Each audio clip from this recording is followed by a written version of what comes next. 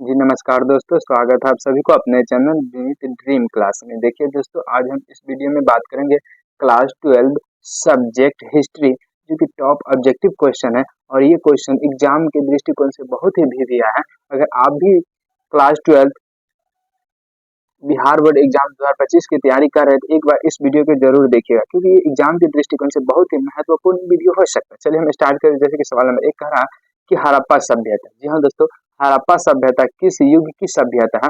इसका right answer हो जाएगा बी, कांस्य युग की। जी हाँ दोस्तों, कांस्य युग की हो जाएगा। और एक चीज और याद रखिएगा कि हड़प्पा सभ्यता की खुदाई कब हुआ था? तो हड़प्पा सभ्यता की खुदाई 1919 21 ईस्वी में हुआ। कब हुआ? 1921 ईस्वी में, जो कि दयाराम साहनी ने किया है ना। तो याद रखिएगा दोस्तों कि हड़प्पा सभ्यता की खुदाई 1921 ईस्वी में दयाराम साहनी ने किया था। अगर ये क्वेश्चन पूछे तो या पूछा जाए कि किस युग की सभ्यता है, तो हड़प्पा सभ्यता कांस्य युग की सभ्यता हो जाएगा। चलिए हम दूसरा सवाल देख लेते हैं। कह रहा है कि हड़प्पा किस नदी के किनारे स्थित है? हाँ दोस्तों, ये भी बहुत ही महत्वपूर्ण हो सकता है कि हड़प्पा किस नदी के किनारे स्थित है। तो हड़प्पा जो हो जाएगा वो रावी नदी के किनारे स्थित है। किस नदी के किनारे स्थित है? रावी नदी के। फिर आगे हो जाएगा कि लोथल कहाँ स्थित है? जी हाँ दोस्तों, लोथल पूछ रहा। तो लोथल जो है गुजरात में स्थित है। कहाँ स्थित है? गुजरात में। देखिए याद रखिएगा भी कि लोथल किस नदी के किनारे स्थित है। तो लोथल भोगवा नदी के किनारे स्थित है। किस नदी के किनारे स्थित है? लोथल भोगवा नदी के किनारे स्थित है। याद रखिएगा, लोथल भोगवा नदी के किनारे स्थित है। फिर आगे देखिए, मोहनजोदड़ो का उत्खनन किया था। जी हाँ दोस्तों, कह रहा है कि मोहनजोदड़ो का उत्खनन किसने किया था? इसका राइट आंसर हो जाएगा आर डी बनर्जी। क्या हो जाएगा? R D Banerjee. अब देखिएगा, पूछा जाएगा कि मोहनजोदड़ो की खुदाई कब किया गया? तो 1922 ईस्वी में। जी हाँ दोस्तों, एक साल बाद हुआ था, क्योंकि 1921 में हुआ था हड़प्पा सभ्यता की, और मोहनजोदड़ो के 1922 में। जो आर डी बनर्जी, इसका पूरा नाम हो जाएगा राखल दास बनर्जी। क्या हो जाएगा? राखल दास बनर्जी। फिर इंडिका के लेखक कौन है? तो इंडिका के लेखक मेघ अस्तनीज हो जाएगा। क्या हो जाएगा? मेघा अस्तनीज हो जाएगा। जी हाँ दोस्तों, क्या हो जाएगा? मेघा अस्तनीज हो जाएगा। फिर आगे हो जाएगा कि गुप्त वंश के शासक का भारत का नेपोलियन कहा जाता है। मतलब गुप्त वंश के किस शासक का भारत का नेपोलियन कहा जाता है? या तो हम इस प्रकार कह सकते हैं कि भारत का नेपोलियन किसे कहा जाता है? तो भारत का नेपोलियन समुद्रगुप्त को कहा जाता है। किसको कहा था? समुद्रगुप्त। जी हाँ दोस्तों, जिस प्रकार नेपोलियन का तुलना किससे किया था? समुद्रगुप्त को नेपोलियन से तुलना किया था। भारत के नेपोलियन कौन हो जाएगा? समुद्रगुप्त। फिर है, प्राचीन भारत में धर्म की शुरुआत किस शासक ने की है? इसका राइट आंसर सी हो जाएगा अशोक ने। क्या हो जाएगा? अशोक ने। जी हाँ दोस्तों, प्राचीन भारत में जो होता है धर्म की शुरुआत अशोक ने किया है, क्योंकि अशोक ने कलिंग युद्ध जीतने के बाद बौद्ध धर्म अपना लिए थे, और बौद्ध धर्म के प्रचार करने के लिए अपने पुत्र और पुत्री को श्रीलंका भेज देते। जी हाँ दोस्तों, याद रखिएगा पुत्र और पुत्री का नाम था संघमित्रा और महेंद्र। इस प्रकार भी क्वेश्चन आ सकता है कि किस शासक ने बौद्ध धर्म के प्रचार के लिए श्रीलंका भेजा था? तो अशोक ने अपने पुत्र और पुत्री को बौद्ध धर्म के प्रचार के लिए श्रीलंका भेजा था। फिर आगे हो जाएगा, मनुस्मृति में कितने प्रकार के विवाह का उल्लेख है? जी हाँ दोस्तों, तो मनुस्मृति में 8 प्रकार के विवाह का उल्लेख है। कितने प्रकार के? 8 प्रकार के हैं। फिर महाभारत का युद्ध कितने दिनों तक चलता है? तो महाभारत का युद्ध 18 दिनों तक चला। कितने दिनों तक चला? महाभारत का युद्ध 18 दिन तक चला। फिर महाभारत में गंगापुत्र के नाम से किसे जाना जाता है? जी हाँ दोस्तों, तो महाभारत में जो गंगापुत्र के नाम से जानते वो भीष्म को जानते। किसके जानते? भीष्म को गंगापुत्र के नाम से जानते हैं। फिर हो जाएगा, श्वेतंबर एवं दिगंबर का संबंध किस धर्म से? तो श्वेतंबर एवं दिगंबर का संबंध जो जैन धर्म से। जी हाँ दोस्तों, जैन धर्म से। जो जैन धर्म का 2 भाग है, एक श्वेतंबर और एक दिगंबर। फिर हो जाएगा, चौथी बौद्ध परिषद किस शासक के काल में हुई है? तो कनिष्क के। जी हाँ दोस्तों, किसके शासन काल में हुई? कनिष्क के शासन काल में चौथी बौद्ध संगीत हुआ। चौथी बौद्ध परिषद हुआ किस शासक? कनिष्क के। फिर दीन ए इलाही संबंधित है। तो दीन ए इलाही जो संबंधित है वो अकबर से संबंधित है। किससे संबंधित है? अकबर से। दीन ए इलाही अकबर से संबंधित है। भारत का अंतिम मुगल शासक कौन था? जी हाँ दोस्तों, कह रहा है कि भारत के अंतिम मुगल शासक कौन है?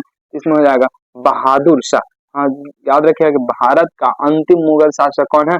बहादुर शाह हो जाएगा। फिर हो जाएगा इसमें कि जजिया किसने लगाया था? तो जजिया जिमियो से। किससे?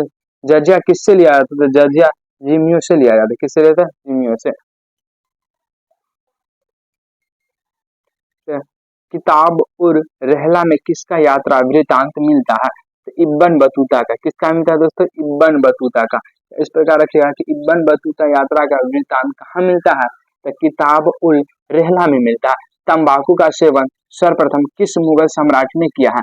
तो अकबर ने किया। किस मुगल ने किया? अकबर ने किया था तंबाकू का। फिर अल बरूनी किसके साथ भारत आया था? तो गजनी के साथ। किसके साथ आया था? गजनी के साथ अल बरूनी भारत आया था।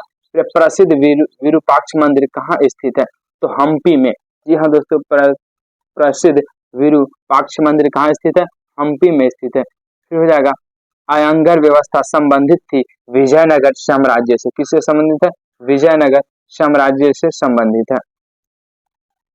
विजयनगर का महानतम शासक कौन था? तो कृष्णदेव राय। क्या हो जाएगा? कृष्णदेव राय। विजयनगर साम्राज्य का महानतम शासक कौन है? कृष्णदेव राय। फिर कबीर शिष्य थे। कबीर किसका शिष्य थे? तो कबीर रामानंद के शिष्य। किसका शिष्य? कबीर रामानंद के शिष्य। उत्तर भारत में भक्ति आंदोलन का आरंभ किस संत ने किया है? तो रामानंद ने किया। किसने किया है? रामानंद। यहाँ दोस्तों, उत्तर भारत में भक्ति आंदोलन का आरंभ किस संत ने किया है? तो रामानंद ने किया। सर्वप्रथम विजयनगर की यात्रा पर आने वाला विदेशी यात्री कौन था? तो हो जाएगा निकोला कोंटी। क्या? Nicola Conti. Nicolo Conti. Bijak में किसके उपदेश संग्रहित है? तो यह कबीर के। किसका है? कबीर के। निजामुद्दीन औलिया किस सूफी सिलसिले से संबंधित है? चिश्ती। जी हाँ दोस्तों, किससे? चिश्ती से। इसका राइट आंसर ए हो जाएगा। तहकीक ए हिंद में किसका यात्रा वृतांत लिखा है? तो अल बरूनी का लिखा हुआ। किसका? अल बरूनी का लिखा गया। अल बरूनी का। मेघस्तनीज कौन था? तो मेघस्तनीज एक यात्री है। जी हाँ दोस्तों, कौन है? यात्री है। और इंडिका के लेखक भी कौन है? मेघस्तनीज। बंगाल और बिहार में अस्थायी बंदोबस्त शुरू करने का श्रेय किसे दिया जाता है? तो लॉर्ड कर्नवालिस को। जी हाँ दोस्तों, अगर आपसे पूछा जाएगा कि अस्थायी बंदोबस्त जो बंगाल और बिहार में कौन लगा, तो लॉर्ड कर्नवालिस। भारत आने वाला प्रथम यूरोपीय कौन थे? तो पुर्तगाली। जी हाँ दोस्तों, कौन है? पुर्तगाली। और भारत आने वाला प्रथम पुर्तगाली कौन है? तो वास्को डी गामा। कौन हो जाएगा? वास्को डी गामा, जो कि 1498 में आया था। कब आया? 1498 में, कालीकट के बंदरगाह पे। कलकत्ता में सर्वोच्च न्यायालय की स्थापना कलकत्ता में सर्वोच्च न्यायालय की स्थापना कब की गई? इसका राइट आंसर हो जाएगा बी, 1773 ईस्वी में। जी हाँ दोस्तों, सर्वोच्च न्यायालय की स्थापना कब हुई है? तो 1773 ईस्वी में। फिर पुर्तगालियों ने गोवा पर कब अधिकार किया? पुर्तगालियों ने गोवा पर कब अधिकार किया? तो इसका राइट आंसर सी, 1510 ईस्वी में। जी हाँ दोस्तों, 1510 ईस्वी में पुर्तगालियों ने गोवा पे अधिकार किया। फिर संथाल विद्रोह कब हुआ था? तो संथाल विद्रोह 1855 में हो रहा है। कब हो रहा है? 1855 ईस्वी में। फिर दामिन ई कोह क्या था? तो दामिन ई कोह जो है एक भूभाग है। क्या हो जाएगा? एक भूभाग। लखनऊ में 1857 के विद्रोह लखनऊ में 1857 के विद्रोह का नेतृत्व किसने किया था? बेगम हजरत महल। जी हाँ दोस्तों, याद रखिए, कौन हो जाएगा? बेगम हजरत महल। बेगम हजरत महल। हो जाएगा 1857 के विद्रोह के समय भारत का गवर्नर जनरल कौन था? तो लॉर्ड कैनिंग। जी हाँ दोस्तों, कौन है? लॉर्ड कैनिंग थे भारत के गवर्नर थे जब 1857 की क्रांति हो रहे थे। तो लॉर्ड कैनिंग है, जो कि देखिए 1857 की क्रांति अगर पूछा जाए कब हुआ, तो हो जाएगा 10 मई। कब हो जाएगा? 10 मई को। 10 मई को 1857 की क्रांति हुआ था, जो कि इसमें सबसे पहले फांसी मंगल पांडे को दिया गया था। इस प्रकार पूछा जाए कि 1857 के क्रांति के मुख्य कारण क्या थे? तो चर्बी वाले क्रतूस। क्या है? चर्बी वाले क्रतूस।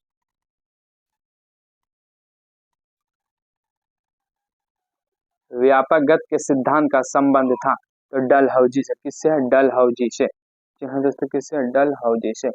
व्यापक व्यापक गत के सिद्धांत का संबंध था डलहौजी से। विक्टोरिया टर्मिनल किस शैली की इमारत है? इंडो सार्वसैनिक शैली। इंडो सार्वसैनिक शैली। गेटवे ऑफ इंडिया का निर्माण कब हुआ? गेटवे ऑफ इंडिया का निर्माण 1911 ईस्वी में हुआ। कब हुआ? 1911 ईस्वी में गेटवे ऑफ इंडिया का निर्माण हुआ है। फिर जगह निम्नलिखित में से कौन सा एक आंदोलन दांडी मार्च से शुरू हुआ? तो हो जाएगा सविनय अवज्ञा आंदोलन। सविनय अवज्ञा आंदोलन। महात्मा गांधी ने पहला किसान आंदोलन कहाँ शुरू किया? तो चंपारण में। जी हाँ दोस्तों, कहाँ किया? चंपारण में। या पूछा जाएगा कि महात्मा गांधी द्वारा सबसे पहला चंपारण सत्याग्रह कौन है? कहाँ हुआ था? चंपारण, जिसका नाम है चंपारण सत्याग्रह, जो 1917 में होते। कब होते? 1917 ईस्वी में। चंपारण सत्याग्रह 1917 ईस्वी में होते, जो चंपारण बुलाए थे राजकुमार शुक्ल ने गणेश शंकर विद्यार्थी के कहने पे महात्मा गांधी को राजकुमार शुक्ल ने आमंत्रित किया था। असहयोग आंदोलन कब शुरू हुआ? तो असहयोग आंदोलन 1920 ईस्वी में शुरू हुआ। कब हुआ? 1920 ईस्वी में, जिसके नेता थे महात्मा गांधी। साइमन कमीशन भारत कब आया? तो साइमन कमीशन भारत 1928 ईस्वी में। जी हाँ दोस्तों, याद रखिएगा साइमन कमीशन भारत कब आ रहा है? तो 1928 ईस्वी में साइमन कमीशन भारत आ रहा है। 1919 ईस्वी के अधिनियम को क्या कहा जाता है? तो मॉन्टेग्यू चेम्सफोर्ड सुधार एक्ट। क्या कहते हैं? मॉन्टेग्यू चेम्सफोर्ड सुधार एक्ट।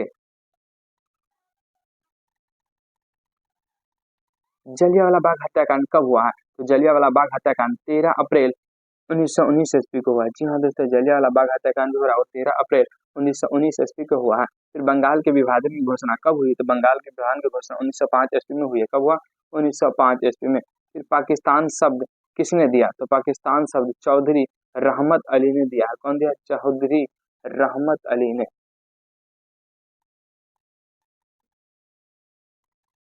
चौधरी रहमत अली ने पाकिस्तान शब्द दिया है। भारतीय राष्ट्रीय कांग्रेस की पहली महिला अध्यक्ष कौन थी? तो इसका हो जाएगा एनी बेसेंट। जी हाँ दोस्तों, जो कांग्रेस की प्रथम महिला अध्यक्ष थी एनी बेसेंट, और पुरुष में प्रथम महिला व्योमेश चंद्र बनर्जी, क्योंकि भारतीय राष्ट्रीय कांग्रेस की जो स्थापना हुआ तो 1885 में हुआ। फिर भारतीय संविधान लागू कब किया गया था? तो 26 जनवरी 1950 ईस्वी को भारतीय संविधान लागू किया गया। कब किया गया? 26 जनवरी 1950 ईस्वी को भारतीय संविधान लागू किया गया। स्वतंत्र भारत के प्रथम राष्ट्रपति कौन थे? तो डॉक्टर राजेंद्र प्रसाद। कौन है? डॉक्टर राजेंद्र प्रसाद स्वतंत्र भारत के प्रथम राष्ट्रपति थे।